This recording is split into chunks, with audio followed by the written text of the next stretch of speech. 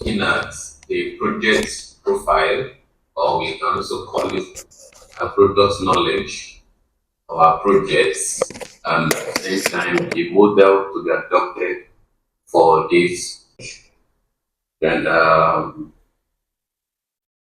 which is looking at the projects that we are going to be focusing on, look at the associate model, and we're going to be looking at sales processes. It is good to know that some planets, like have been established from session 1, 2 to 3, that we are in the business of building, building real estate properties, investing, management, and investments. So that being said, we want to share or to also to know that there is always a reason behind or a strategy behind every project that we undertake.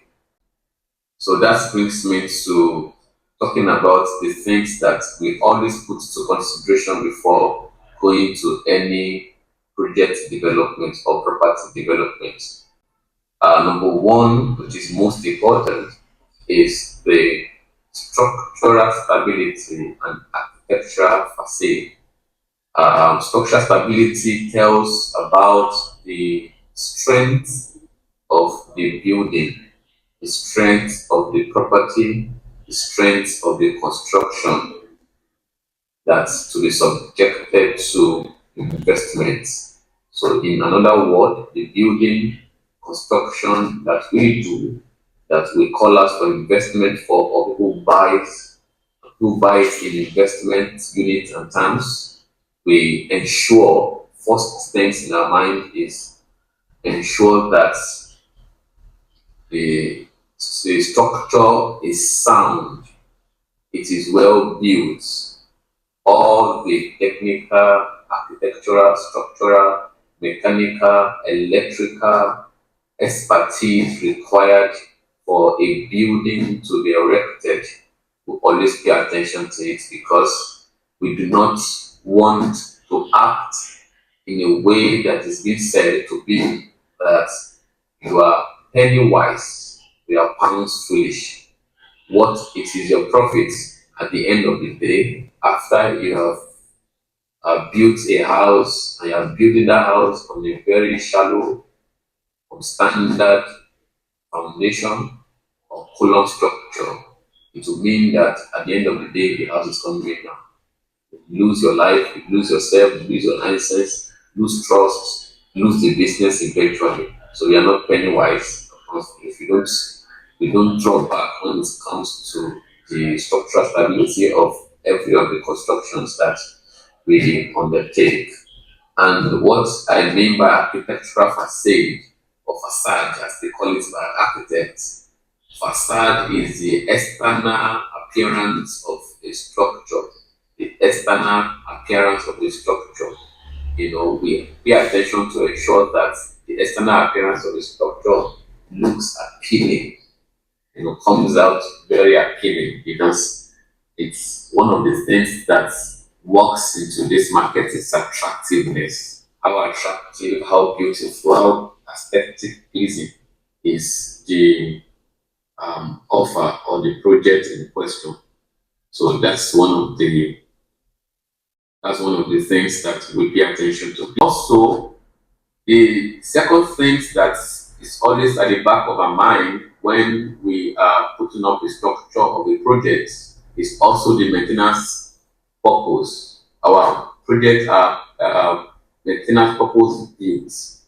It means that we build it so that we can always have access to maintaining it because we believe that when a project is built and it's in the market for the users or tenants, short-let guests to use them, there will definitely be wear and tears here and there that maintenance will necessary to be done on them. So we build our property in a manner through which we can always access every facilities, used in the construction of that property. For instance, there is something called conduit piping in the plumbing system of a house. Conduit piping and there's another one called duct piping, right? So when you do a conduit piping, it means that all your water pipes are going to be buried in the wall.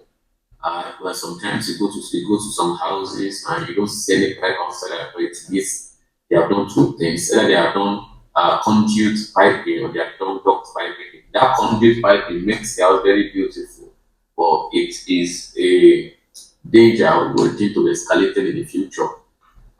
If the danger in conduit piping is if there's a clog, the pipe gets clogged, or there's a blockage in the pipe, right? There's no other way to fix that pipe or to adjust whatever the situation is other than to break some walls of the building, which in a way reduce the standard of the building, destroy or deface the aesthetic pleasance of the building.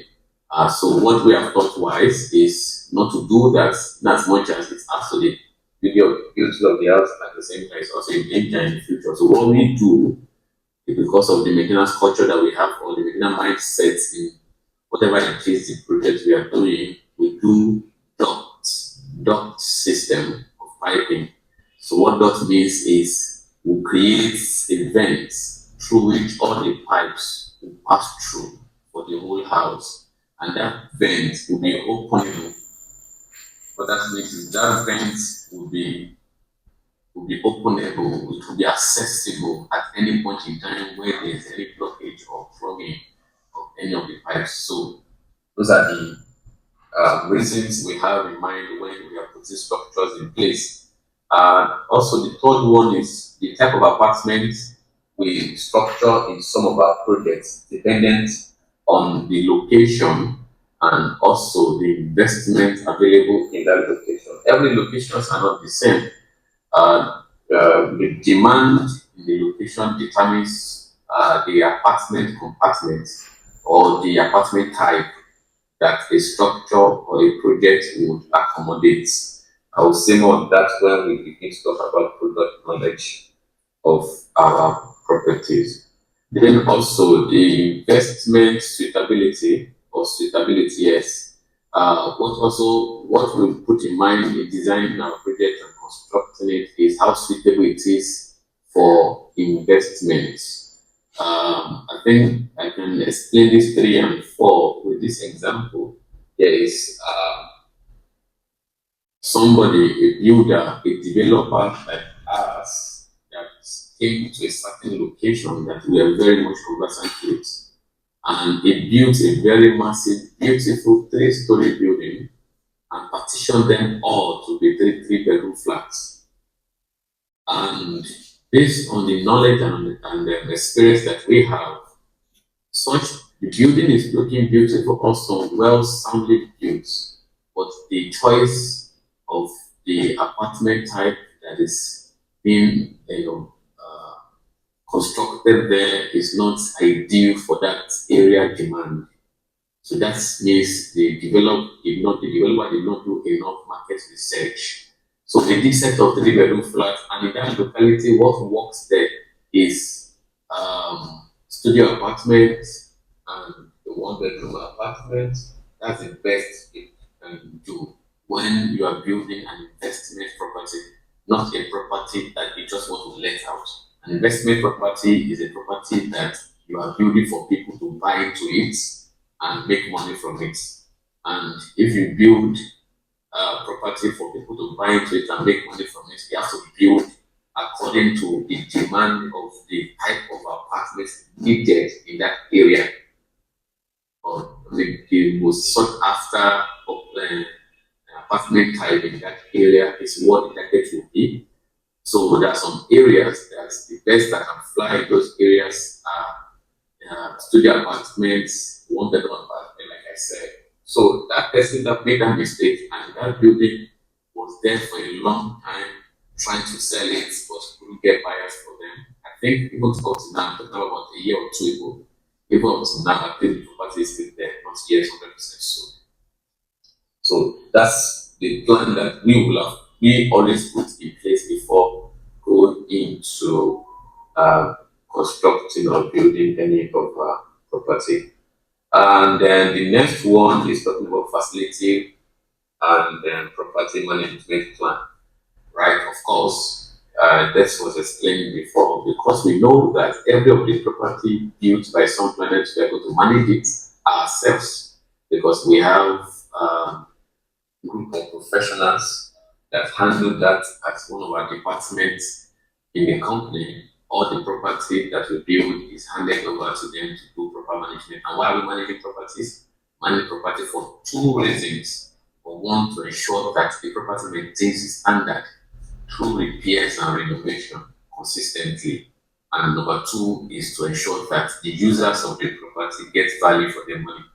Because the facilities will not run by themselves. Human beings have to run them to be able to, for the tenants or the users to be able to get the best of what they are signed in for. Like I said, facilities cannot run themselves, human beings runs them, or a system runs them. For instance, if you have borehole in the house, you have quite alright to have borehole, which means you must have access to water. But if there's no person that's plugged in that borehole to electricity, or ensure that there's always electricity supply for that borehole to pump, it means even though you have access to water, but you must still get the water. Okay, so that's the essence of facility management. And property management. So distinctly, facility management deals with the facilities in the property, the building, and the facilities in the building. Right? And I've said the reason why they do that, ensure that property maintain the standard, and at the same time, the users are getting value for their money in terms of getting value from the facility. Then the property manager is doing two things: ensuring the yield or the continuity of the investments. They are focused on ensuring that uh, money is generated from the property, which means they are dealing directly with the tenants as to recouping rent from the tenants, having good relationship with tenants in terms of having tenancy agreements, and also ensure that the property is not vacant at any point in time so that they can keep on generating returns for the investor. So, in another word, you can say that a property manager is an investment portfolio management or manager. So that's the major distinction between the two. It means property manager deals with users, facility manager deals with the building. Simple as that. Another thing we also focus on is completion track record. We pride in this a lot, and it is one thing that is missing in other places. In fact, we can regard to this as a unique selling point, USP. The unique selling point of some planets is this: all our projects get completed at a record time. So, and it means when we are designing a project, we always put at the back of our mind the timing that this project will be done. That's why we must ensure that everyone that is involved in the project is able to do what they're going to do so that projects can get delivered as soon as possible. And that's what gives trust gets you trust from the investors, as the case may be. So project knowledge. So this is when it gets interesting. Here we are going to be looking at the projects or the property that the associates are going to be dealing with alongside with some planets or in partnership with some planets. So it is very key you understand this section. This is Fortis Courts project. This is a project that is currently ongoing under some planets. And we have reached a great milestone on this project. But this is are the things that you need to know about this project. Project description, I'm starting from there. Fortis Court is designed for perfect family living, which is suitable for the purpose built. It's located at Mall Road, Yaba, mainland Lagos. It is set of two numbers of three-story building. You get that set of two numbers of three-story. That means in one compound we are building two numbers of three-story building simultaneously as we speak. It means when it's a three-story building means four floors. Three-story building can also be called four floors. How is it four floors? We have ground floor, we have first floor, we have second floor, we have third floor. For the sake of this training, and some of us may understand that before, um, when you are counting floors, when you are counting or you are calling a building with story building, you only start the number of the story building you mentioned based on the first suspended floor. You don't count story building from ground floor. Like I'm saying now, when we are constructing now, which is 40 squads, he has a ground floor, he has a one floor, he has a ground floor one, then he has first floor, second floor, and third floor. So the two floors in total is four floors. But when you want to call it a story building, you call it three-story building. So that is how it is designed to be called. Should I say no why? I don't know. That's how it is designed to be called. But in the technical part, it is four floors, right? So we have two of them massively ongoing. That is act of named as Fortis Court at the moment, and that project comprises of three-bedroom flats, 14 of them, 14 of them, right? This would this will make me to want to say something about what I said before about doing market research before knowing the type of apartment you would construct in a project. So based on where this project is located, it is in an area that is family living driven. So there's a lot of projects around that area, mainly for people who are looking for home in Lagos State, right? Who are looking for home to own themselves and live there. So that's one thing that is prevailing in that locality. That is why the demand in that area, the demand for investment and demand for the end users is on that unit of type of apartments. That's why we went in the area of that. In fact, I would say in all the projects we've done previously, this is the first time that we are designing a project that has three-bedroom flat in it, right? And the reason why we are doing this is because of the location, like I said before. All right, what are the interesting amenities or facilities that are to be provided in this project? Which is um, uh, water supply, ample car park, and suite rooms,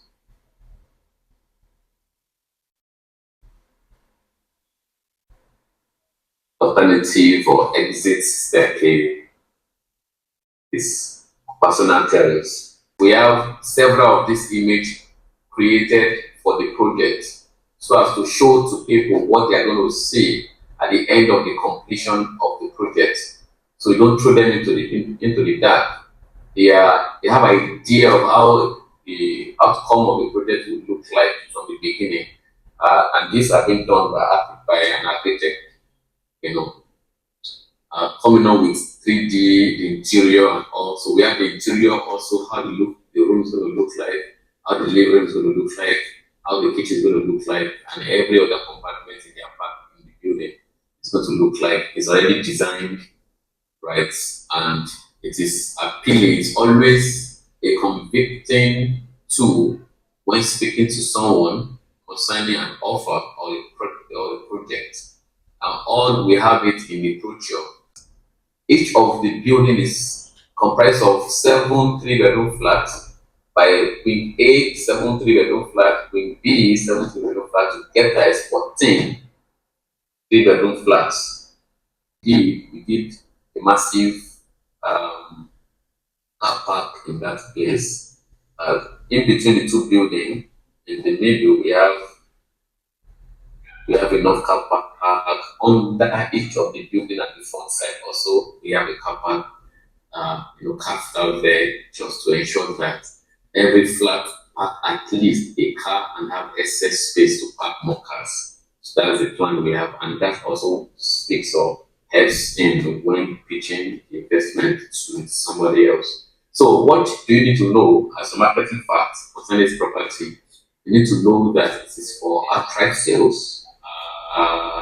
You need to know what it consists of, which is a this is three-bedroom flat, premium, quality because of the standard of the finishing. We have shared pictures, but I don't want to interrupt the process that's going already. Payment plan, you need to be aware that there's payment plan on Fortis Court. At the moment, we were running 3 month payment plan a few months ago, but now we are getting close to our completion stage. We are at 3 months payment plan. We were only 6 months before, but now we are 3 month payment plan. All this you will see in the brochure, but just pay attention so that you just have a idea of what it is. It's also safe to know that the property is situated at Yaba mainland, Mall Road. I don't know, we are conversant with that area, but we'll speak more on that later.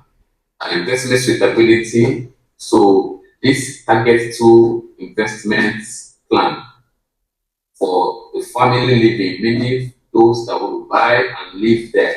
It is suitable and perfect, ideal property for them. So you know who to target for that. That's why that is there. And at the same time, it's also a good business for shortlets.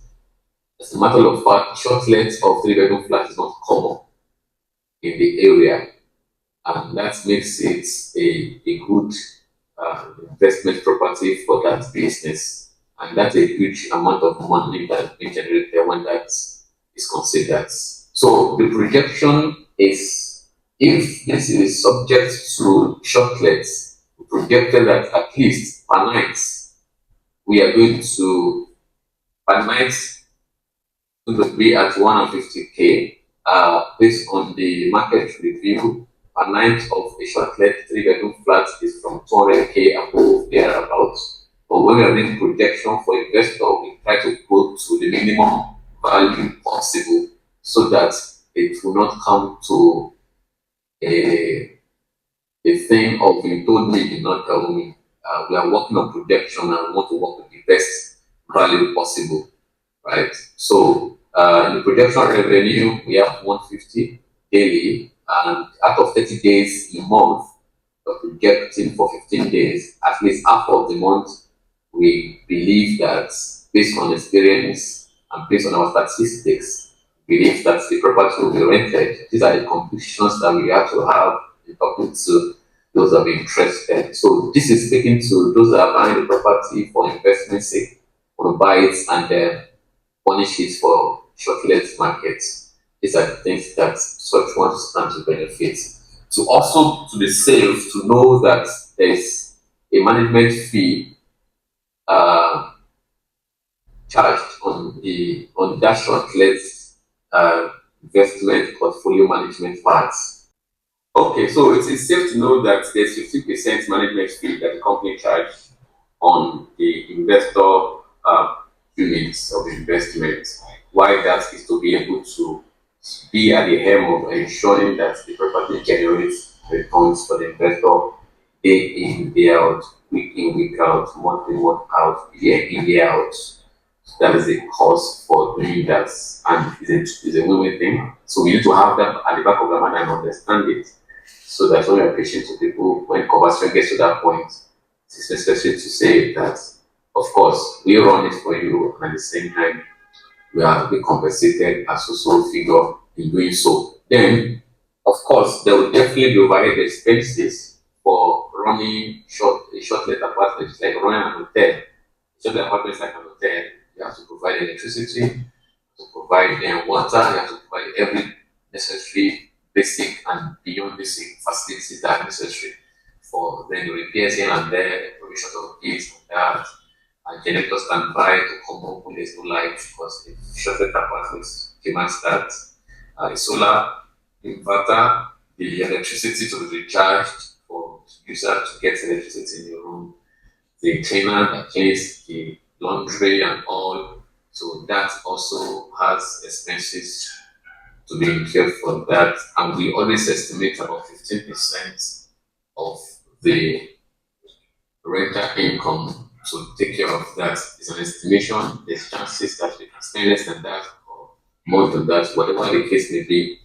The investors will definitely be carried along, and that's why I said that we have a technology that shows all these to investors. When someone sign into to any of their units now, they get to have a notification from their end, right? And as transaction is going on, they can see who comes in, who goes out, and even the amounts that are being paid. So transparency is very key, and that's the goal for what we are doing here. Also, the projected ROI, that we are aware of that. I put at 10%. 10% ROI means that this person will be getting at least 10% of his invested capital. I'll say it again, the investment capital is huge amount of money or some amount of money you are bringing in for an investment.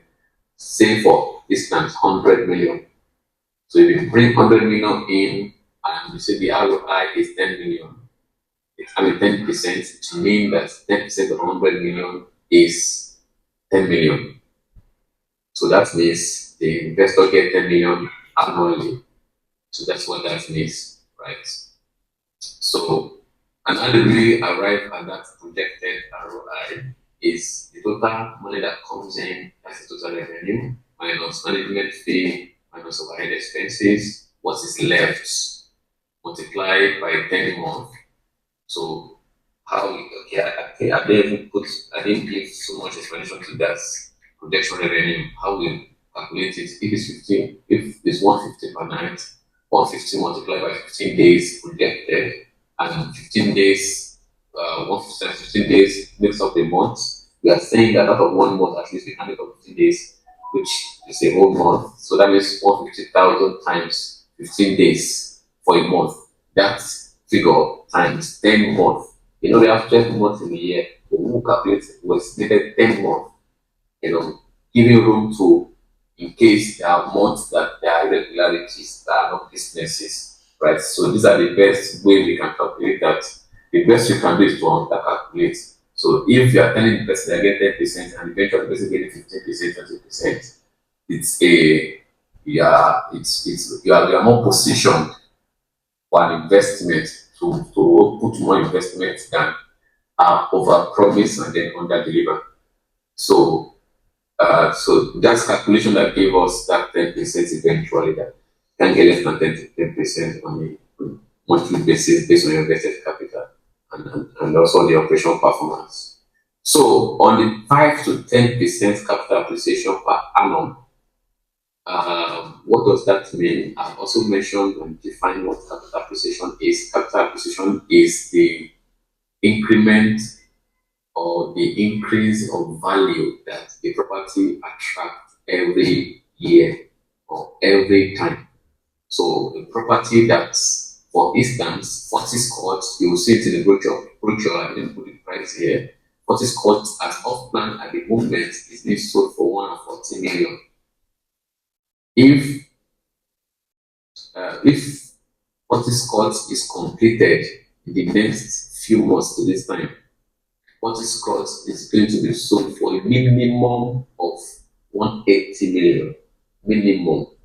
What I'm saying minimum is in that locality, in that area, the vicinity where Fortis Court is coming up, property of that nature, 3-bedroom flat is being sold for around 200 million. That is the market fair value. I mentioned what fair value also is, or let's say market value. Fair value is what the buyer is willing to pay. So market value at that area is at 200 million. But we are begging at 180 million or worst case scenario. Then if you have bought a property for 140 at the beginning, and after a year, thereabout, or a few months, that same property worth 180 million. What has been added to that is 40 million. That 40 million that is added to it is called capital appreciation.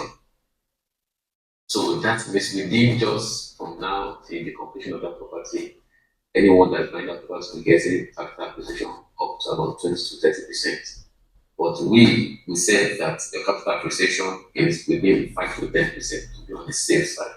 Because after that year, another year is going to be appreciating. If it is one, I mean by next year, Q2 that we're supposed to be completing 40 scores, it will move to like 180 to 100. A year after again, it will move to 20 to 30. Another year again, go to 250. Another year again, go to 350. That's how property appreciates. And that's what we call capital appreciation, right? I don't want to ask this question that what's going to capital appreciation and capital gain, but let's move on. We'll say more on that.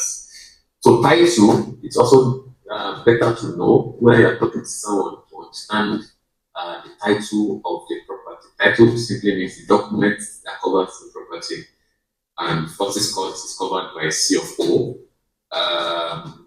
Also, it's an off-plan. Why am I not saying off-plan? Off-plan investment. Okay. Did I jump it? I don't think I said it about off-plan. Off-plan means the property is still under construction, which means Fortis Court is still under construction as we speak, and it is projected to be delivered in the Q2, which is April 2027 next year, right? So those are the knowledge or marketing facts that you need to then keep with to go to the prospect and prospecting them, or tender the offer. You don't have all this knowledge, you don't have you will not have the right pedigree, the right standard to say anything about the offer you're marketing. On the next one is a project called Carriers Lofts. This is a luxury, a standard, a soft, not just soft line, it's not a formal English, it's formal word. A soft, a very good luxury property. Let me use that word. And what we are doing here, right, we are working on this also simultaneously with Fortis Court. Fortis Court is in one location, Carriers Lofts is another location. Fortis Lofts is in mainland. I see that for mainland here, while Carriers Lofts is in Akoka, also in Yaba. Right. So we are building a standard short-let structure, fully serviced. Fully serviced means we are targeting a fully serviced property. What I mean by that is it's going to have virtually 24 hours electricity running on centralized solar panel inverter, running on the bigger backup generator with a transformer dedicated for the house alone. This house is swimming pool, a very massive, large swimming pool, like the size of the house itself. What I'm saying, I'm not exaggerating, anyways, because I'm going to do physical project inspection when the whole program is over, so that you can see what I'm talking about. Because the swimming pool has been carved out already, so you can see it. We have a space, a massive also space for gym because of the awareness of the occupants or the guests that are using the property. We have a welcoming reception that's with a good smiling receptionist projected to be employed for that role. And the essence of reception, it's actually give a different marketing feel to people. What I'm saying by that is it gives a sense of security, apart from the fact that they come through a private security personnel at the gates. When you get to want to access the buildings, you access the compound through the security personnel. When you want to access the buildings, you have to go through the receptionist or the reception, which will further probe what's your business in the property, and that's an extra layer of security for the property, right? Where you have to have appointments with whoever you want to come and meet before coming there. So investor likes to get things like that. As much as users also like to hear things like that. That's what that building is going to portray when it is fully completed. So to know what it means, it's a 4-story building. Talking about the project description now. It's a four-story building. It means apart from ground floor, it has four suspended floors. Yeah, apart from ground floor, it has four suspended floors. That's a very massive project.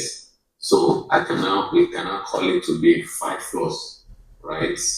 And the units that I need are 26 units, which comprises of lofts, studio, and mini flats.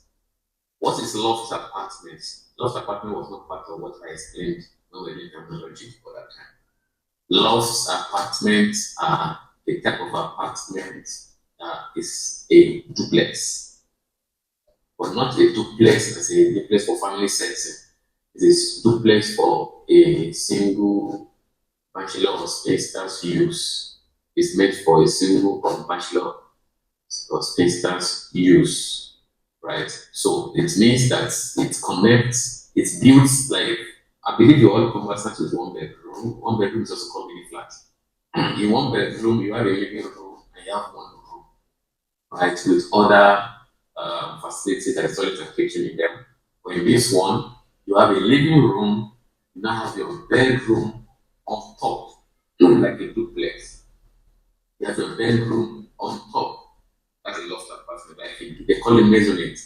The loft apartment is also called maisonette. You have the living room down, then the bedroom on top, through which you can only access that bedroom from the staircase in that living room. And when you climb that staircase to that bedroom, you're only landing on the bedroom. No corridor, no other room, no anything, like entering the room directly, right? And the room also comes with its own personal toilets and all. So there's a link between the room and the living room that is very perfect and it flows, right? So that is what we call lofts.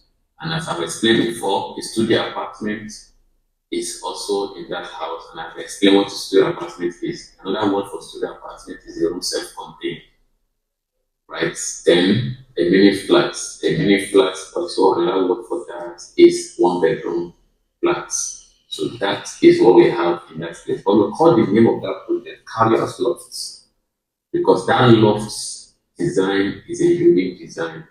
It's not common everywhere, but I have not seen it on the mainland. I know it's in some places on the mainland, but me, I have not seen it. I've seen a lot of providers, but I have not seen it. Right, so we are bringing it right and live to our project, and we have 8 of these masonite loft apartments in Carlos Lofts at the moment, and others are studio and one bedroom. So it's a unique design. You can see the facade, the 3D exterior appearance is going to look like this much more better when the construction is done. I think that's all about the description. And the amenities I've also mentioned them. Large swimming pool, actually large swimming pool, really. Gym, there's a spa. You mentioned that there's a spa in that house. Reception, CCTV camera, centralized solar system, generator, standby, constant water supply, ample car park. We have car park there also. There's suite rooms, personal terraces, and closed streets. The streets where Palace Loft is located is an enclosed street. That makes it exclusive, right? So, what are the marketing facts to take note of in this place? It's also for sale. It's studio and loft apartments or mini flats. I didn't go mini flats yet because it's already sold out, but you'll get to know more about that in our brochure. Payment plan is also open to payment plan. Same thing with fast Scots, but at the same 3 months thereabouts. Location of this is Akokayaba. Investment suitability. This is only for a short-length business or for family living. Is an error here. It's only a short-length business, only short-length. No family is allowed to stay there. If you know, anybody staying in that property is staying for a short time. A day, a week, a month, thereabouts. Projection revenue. We are projecting that that place will give us a minimum of 60K. So this is actually a very low projection, but for us to be on the safe side, we always come from the value that is low. If you're not performing like that, it's better to deliver more or to under promise and then over deliver. So because in the area we see less standard studio apartments that they rented for 50,000. In fact, there's one we have that we are putting up to get that now. That's not going to be as standard as this. Already we are putting for 50, for 60, 70, thereabouts. So how much more this for this kind of loft, and it's highly is large. The way the architect of Carlos Loft design it, the rooms are very large, very big. So definitely it's going to be more than the 60,000. In fact, that place commands about 80 or minimum of 70 thereabouts. So the same thing as manner is we always project 15 days, and we're also projecting month out of the 12 months that we have. In case of 9 million, same management fee apply, same overhead expenses apply. Projected ROI is also stipulated at 10%. This is for studio only. We give you projection for a loft or mini flat yet. You'll see that in the brochure. The title here too. The title here is not sure. For the title here is deed, register deed, register deed, and the projection for the completion April 2027. Yes, this takes us to another project called Oasis Nest and House 17. Those projects, they are two different projects, but they have a lot in common. But they are like twin. They have virtually everything in common. We completed House 17 in 2025 last year, and we completed Oasis Nest in 2026 this year. The launch dates, we are on May of March thereabouts. So I think the April of May, we launched that Oasis Nest, right? So both property are on the leasehold ownership status, featuring design studio apartments suitable for short-term renters. Both are two-story buildings, 60 floors, with interesting facade and good finishing. Very true to say that. Facilities available here are CCTV cameras, constant water supply, ample car park, and suit rules, private security, operatives, aesthetic interior design, generator provision, and all. So these are the facilities that are provided here. But let me call your attention to something. The status of ownership of this particular project is not for sale, it is lease, right? The ownership here is leasehold, while the previous two I mentioned, they are permanent ownership and the own it for life because they're buying it outrightly. But this one, you are leasing it as it's on leasehold, right? I mentioned to you that there's some concept in real estate that's called build, operate, and transfer. That's the concept we adopted on these two projects. Build, they're operating it now, sell to investor, we're going to transfer it back to the landowner in the future. So the investor that we're selling to, we can sell to them outrightly. We have to sell them according to the rights they have over the property. Thanks for the period of years that we are in possession of the property. So let's go to key projects and key marketing facts of those two. It's on leasehold about 17 years, and that's quite a number of years. 17 years leasehold to any investor that is interested in taking it. It's all studio apartments.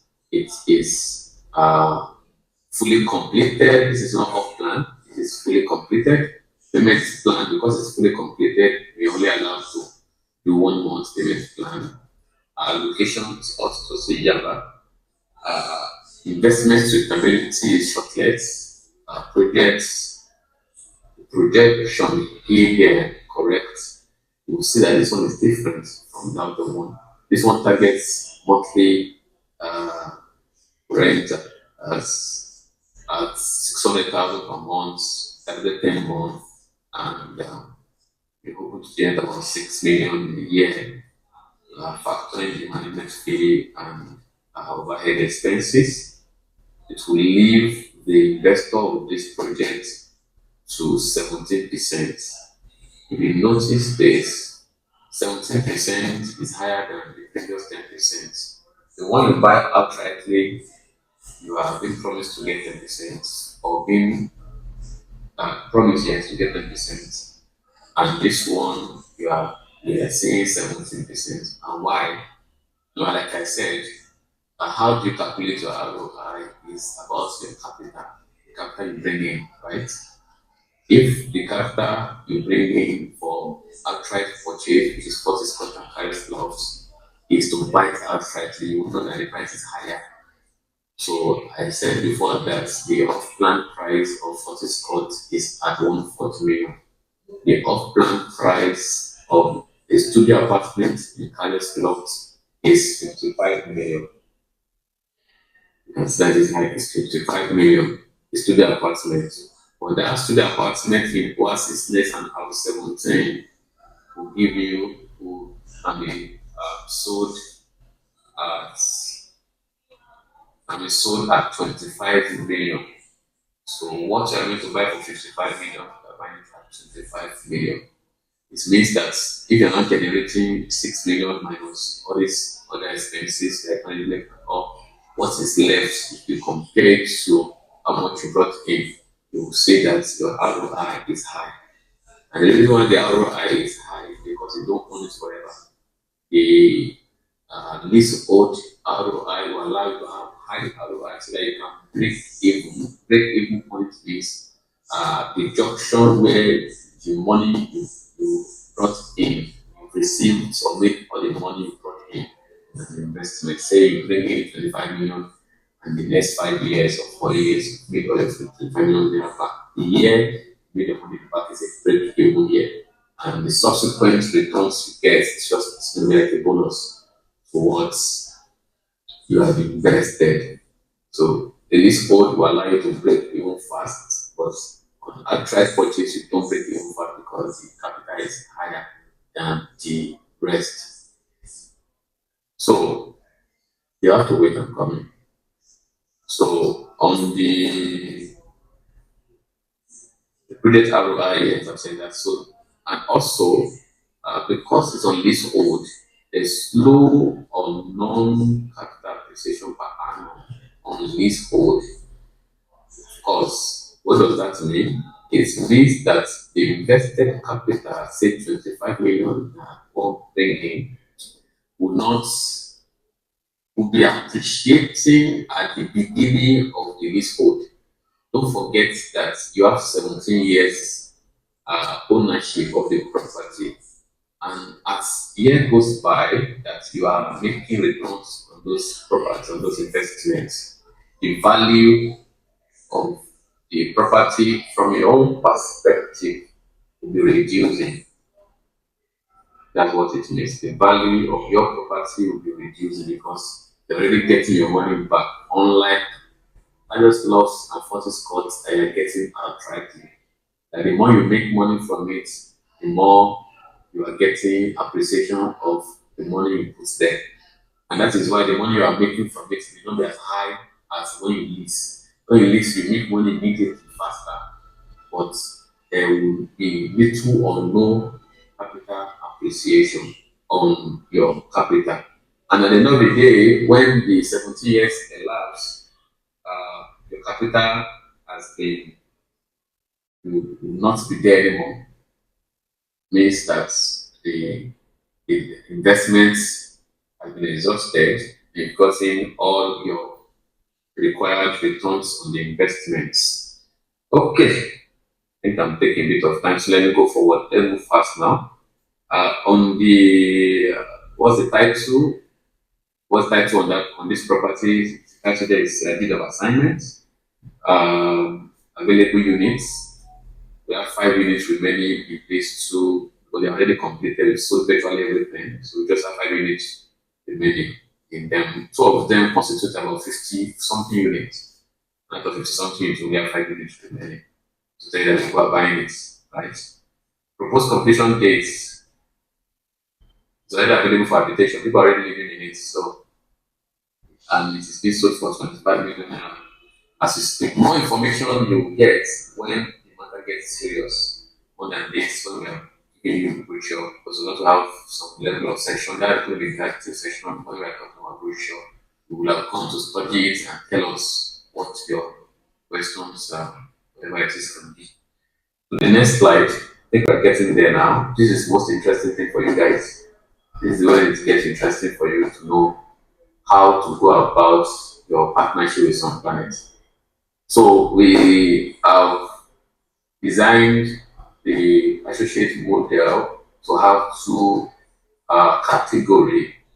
Number one category is active associates. Then number two is passive associates. An active associates is one who is actively available throughout the sales journey, which means the person will be fully saddled with the responsibility of generating leads, following up on the leads to the conversion. The client belongs to you. You focus and ensure that the client is convinced and the client is closed. This is converted. You prospect, you follow up and convert. Right? That's what active associate means. In another word, anyone that will be in this category, is saying that I am physically 100% available to take up this uh, role. So that's what it means, right? So physical office presentation. So I'm going to speak more on this when I'll be having in the subsequent slides. So I won't say much about it, but what this is talking about is there's always going to be physical presentation in the office for interested potential clients that is being generated. It brings more confidence into the mind when it comes to such setting. Also, physical site inspection. The client that want to buy would like to see what they want to buy. Then due diligence. They want to know what are the documents that covers it and how to do their own due diligence, talking about property search. Then follow up, to ensure follow up in order to ensure that client is closed or converted. Then this is passive associate here.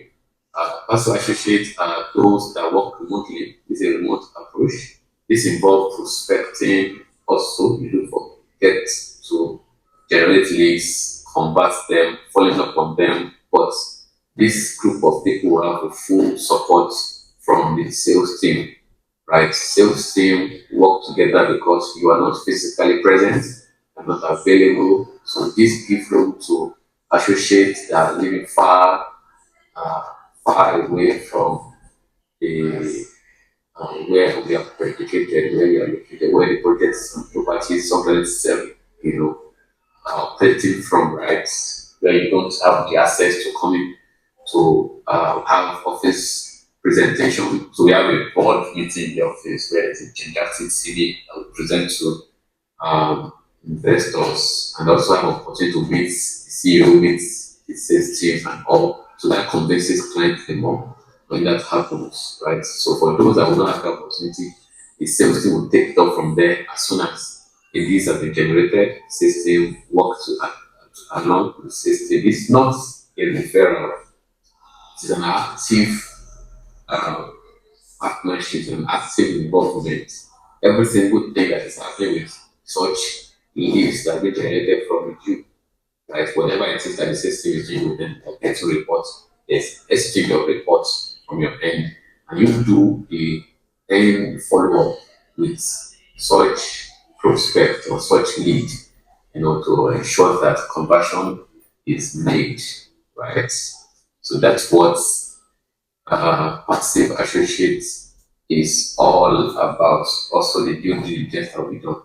So, what are the benefits? So, before I go to benefits, I want to say that the people that will be in this category you are only allowed to choose one of the categories. You may choose to be to sign in. So there is no form agreement to sign when we are consuming this program to reality. When agreement to sign, in the agreement to be indicated, we don't want to, based on your availability, we don't want to go for passive associate or active associate. Now, for you to make that decision, know these are the benefits associated with either of the category. So active associates, please, someone should unmute and tell me I can hear you. Hope you've been trying to reach me and I'm not being reachable. Please unmute and let me know that you can hear me, please. I can hear you, sir. Awesome, beautiful. I can hear you, sir. Awesome. So let me continue then. So active associates benefits. Number one, that's why I put it number one, most attracting features here is that an active associate who's always available, who is fully available and ready to convert this being generated have this following benefits. They are placed on a full 5% commission on every sale. On every sale, they are they're going to receive, if whatever you are selling is 100 million, 200 million, 150 million, you are going to get 5% direct from it. It's not after something has been deducted. The set amount you are bringing in, you're getting your percentage from it. Then you also have access to all marketing tools. You have access to a marketing department to have, especially on that group, which we posted there, you have access to all the marketing tools. What are the marketing tools? The contents that are created, the, the contents that consultant has created already, the brochures that we have, every single thing that we are using at the same time, always having support in terms of if there is need for response, question, a need for any information, you immediately be provided to through that group channel that we've created, right? You also have access to Sunlight's office, sites, and all our properties. It means that at any point in time, which is part of the strategy to have conviction being still in your lead, a prospect, a buyer, bringing them to the office, let them see the company that they are relating with, right? There is going to be a board, there will be welcoming board with other team member alongside yourself, while a presentation will be done on the board meeting screen for the investor to further convince, add more to whatever you might have said to the investor before, add more to it. Chances are that and they also be available in those occasions and there are many events that will be available to welcome the person, add more to the confidence that the person or the individual may have in closing the deal. That's a lot of support right there that we do. Then at the same time, there will also be site inspection. It's very key to know that clothing someone you will need to see someone is unmuted and you mute please. So also we go to we ensure that the investor is go to sites. It's alongside with ourselves or many times you may ask you to go, but I think there's going to be a plan where already we are planning that anyways, where the investor comes, we have an arrangement as to how they will get to each of the sites, right, from the office and come back from the office or dispatch from destination, right? And all our properties also you have access to having things to do with them. Then you also have access to incentives based on performance. So these incentives is going to be structured in a way where we're going to measure the performance of the associate, the active one.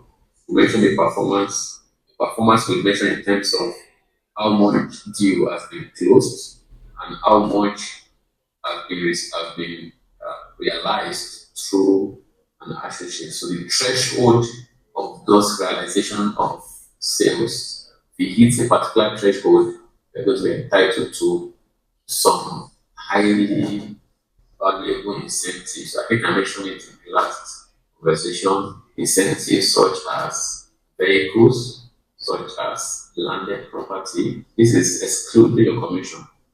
This is excluding your commission. This is for encouragement that you are able to hit a certain threshold of amount of money being brought in for the company.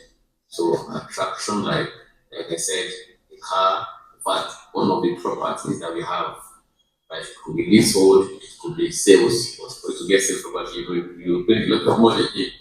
So for leasehold property, some certain threshold can be entitled to a whole 1 unit of leasehold property, become an automatic investor, or you are about to also resell and cash out from it. Then also we also do landed property as part of incentives that comes to you.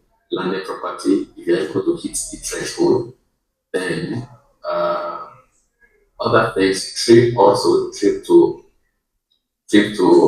for vacations in other countries, also coming down to the likes of refrigerators to the likes of what is it called, uh, washing machine. We give somebody washing machine, washing machine, water dispenser, and many things like that.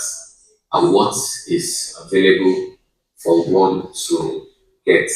So the yardstick, like I said, is how much you're able to bring in. Also your performance, how active you are, on the program, how active you are. How do we know you are active? It's how much of leads you are getting, how much of network of people you're able to reach, and how many people are able to reach, and you are bringing for inspection, for presentation, right? That also shows some level of seriousness, some level of commitment into the program, which would be definitely also be rewarded.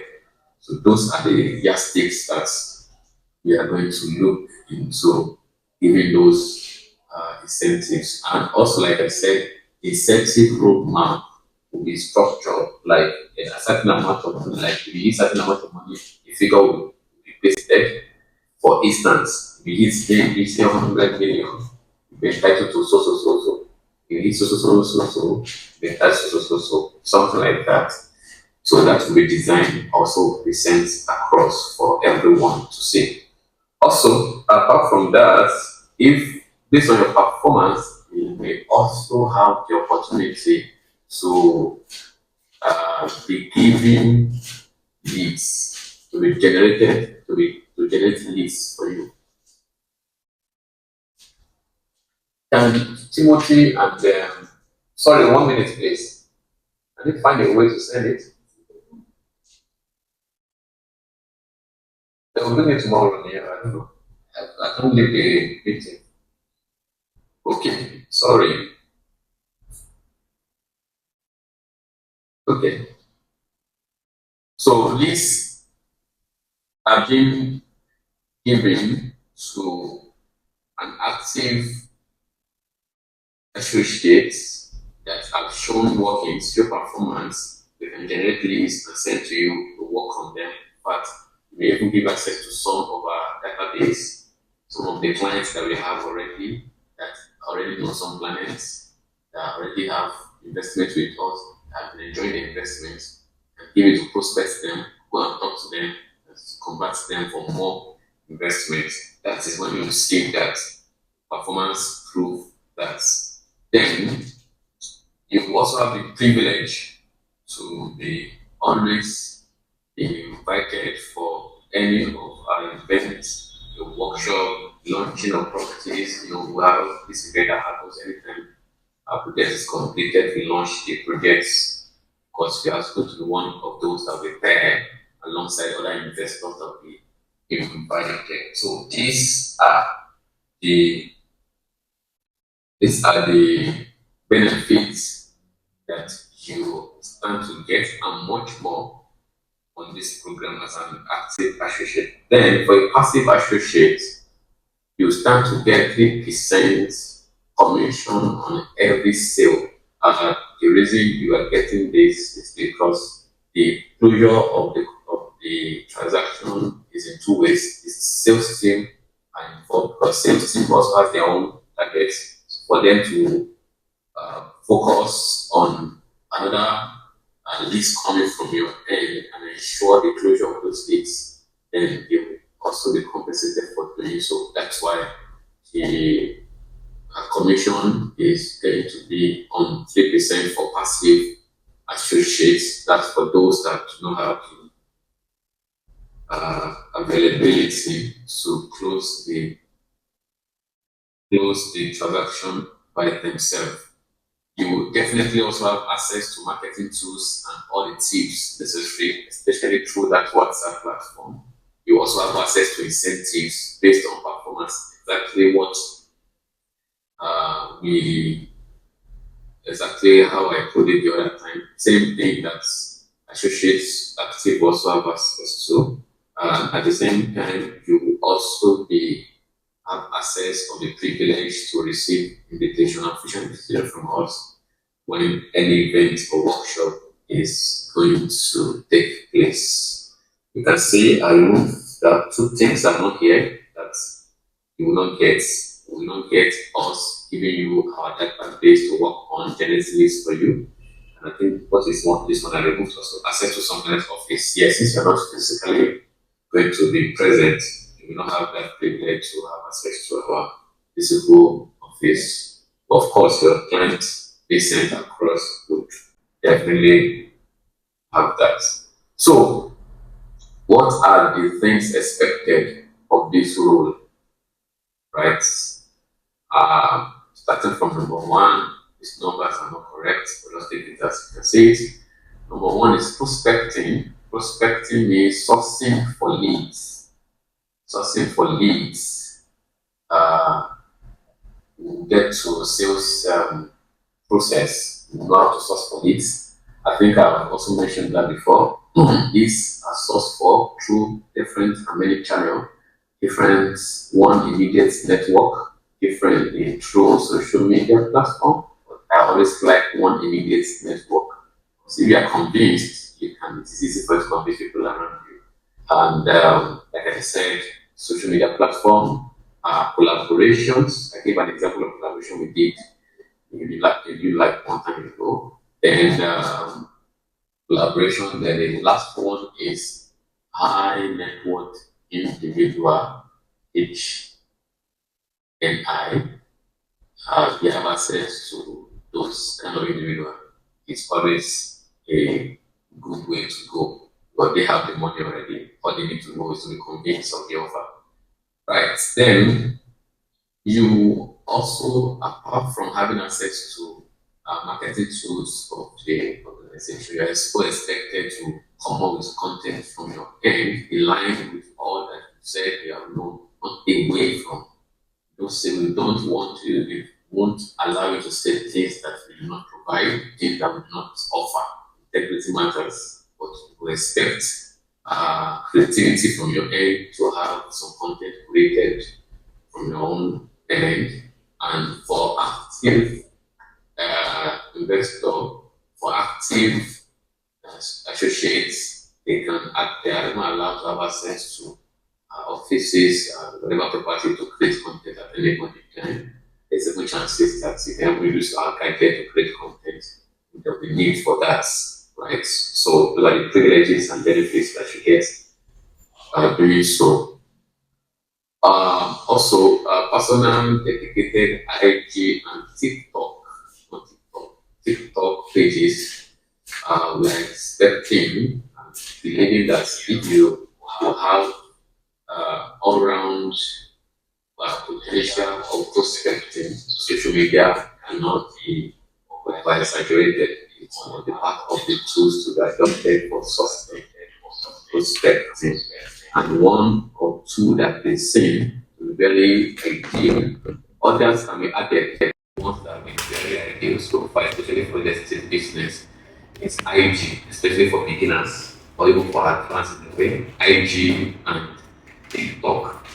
Anyways, I don't really do so much in about TikTok. Has also given us clients in so many other ways before now. So TikTok and IG, YouTube works also, and other platform, but this particular one is I've seen to be doing that over the time.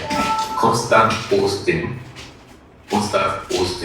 You have to post constantly. What are you posting? You have content from our end, a lot of content. You have plenty of them that you have access to. So we're expecting that you have them posted on this platform created on your social media platform and also on your WhatsApp status, that's WhatsApp status updates, PC engagement. I think I've mentioned what is PC is all about.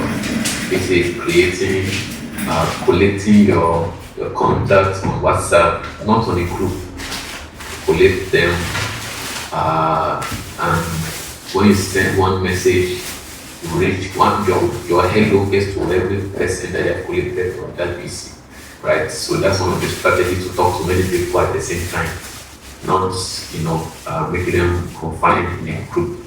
So and also WhatsApp status, people see what you post in your status, you expect that content goes there. These are the performances that you are going to be checking from our end to be sure that one is really ready and available for this course. Set up follow-up mechanism, one of the critical aspects of getting prospect and getting conversion is follow-up. I am kind of person where I buy things. When I want to buy something, when I want to invest in something, I want to have a lot of conviction from the person that's offering me that even though I've seen the obvious reasons, obvious definition of what I want to buy, I still want to hear from you that is offering me, giving me that offer. I want to hear what you're saying. I want to hear your word. I want to know that you are aware or you know what you're saying. And to have some comfort from you. So having to follow up, even though sometimes one will make inquiry over one thing or the other and keep quiet sometimes, ability to follow up on them, keep on pushing, ensure that you get them engaged is what sells the property for you. I always give an example of this particular mechanism to my team. There's this ad I click on what's on Instagram. They are selling building materials, and the day I click that ad and just make inquiry that how much is this? Since that day, those guys have been following your chats but they do it in a way that they are not working it. They don't chat me every minute or every time or every day. They will take their time. It could take a week. I will shall say something from them, like every week, every 2 weeks, that I'll still remember that, oh, this is what this guy is selling, right? So this is registered in my head. Anytime I need that thing, even though I chatted them, I don't need it yet. But anytime I need that thing, I won't think twice of where to go to. I will go to them. That is the power of follow-up. You are putting yourself in the face and in the eyes of people by consistently being involved, being on their face, and that is the power of that PC. Once in a week or in 2 weeks, you drop something that people are saying that is showing the offers that you have in a very creative manner, right?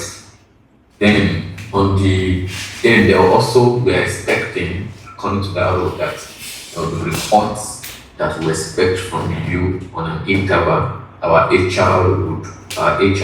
sales head of sales would be follow up on that to know how you are faring, if you have any issue, and what are the things that you are facing or you're not interested, so that you know how to bring in more slots, right? So this aids a recommendation as to the incentives that I mentioned before and other things that are necessary. Then this is sales process. it's a sales process, which means start from prospecting. Prospecting is sourcing for clients, to getting lead, getting someone that's interested, then pushing the person for inspection, call to action, bringing the person to a state whereby when you want to pay, can you pay now? Then to closing when payment is received. To break it down a little bit is to say prospecting is social media content, offers being sent there, your network, people around you, knowing about the offers you have, collaboration with people that can aid. I think somebody was asking me a question one time ago that what about somebody brings somebody for you? What about somebody has access to some people I don't have? And the person that's what's called collaboration, right? Can collaborate with people that do not have access to this program, right? But have the potential, collaborate with them to get a client or a lead that can be converted, and at the same time we follow up on the leads or follow up on the existing leads generated. Sometimes your prospecting, so a lot of people think that prospecting is you're looking for new people. Sometimes same people that have bought same thing you are selling before from you can buy another. Just depends on how well you are able to follow them, right? To get them prospected for another offer. I can say categorically that is one of the strategies that we have. We have database of all those that have invested with us from the beginning of our property to now. And whenever any new project is coming up, we are always in their face. We are always pitching to them, convincing with them, and chances is always like that. A lot of them will still invest in the new property, then the rest will now look for externals through social media and other. So that is the key strategy that I want you to not throw away. Then leads. Leads is when you've prospected, you have now seen someone that say, okay, hello, how much is this? That person that say hello is a lead. The person that say how much is a lead. And you can only bring your lead to a place of conviction if you have knowledge of the offer, knowledge of the product. If someone is meeting me now, I have plenty things to tell the person about the offers I'm giving you. Why am I having plenty things to tell you? It's because I know the product. I designed, even though I didn't design, at least I have seen it, I can read it, I can understand it, I can ask questions, even though I don't believe the one I don't understand, and say so much about the products. And the truth of the matter is, for you to sell in real estate, you must know first thing, you must know about the product. Second thing, you must know about real estate markets. That's the second section that we have. You must understand real estate markets, how it works. You must have those terminologies at your disposal. And number three, you must know the developer's portfolio or developer's profile. Right? So that the things that you need to be able to face someone and project accurately and eloquently to have such one convinced for your offer. Right? So, and also to convince somebody, you also need to bring some level of comfort to the person by spilling a lot of the developer's achievements, the legality of the company that is offering. Because I won't call it an investment offer, but if you look at the model that we are adopted, we are not selling to you to be hustling on how to make that investment generate money for you. We're selling to you and also help you to make money. So a lot of people will not trust you, will not believe you that you can do this for me, you can do that for me. No, some people think that you just want to sell the market. After you sell the market now, you give me with it, I'll be more struggling with it. So there's need to give that credibility, comfort on behalf of the developer to the tenant and explain the model properly. Let them see how this works. That is only when the high level of completion can arise in the mind of such one, and I'm going to now get down with you. Then, when you have the person that say hello from your prospecting, you've done a lot of conviction through your knowledge and all, and the person is like, okay, I'm interested. The next thing is how to see the place. Because many a times real estate is actually very good that the person has physical contacts with the product, or with the offer, or with the building. The reason is because there can always be a lot of miscommunication, misrepresentations when we are doing when we are trying to convince the leads.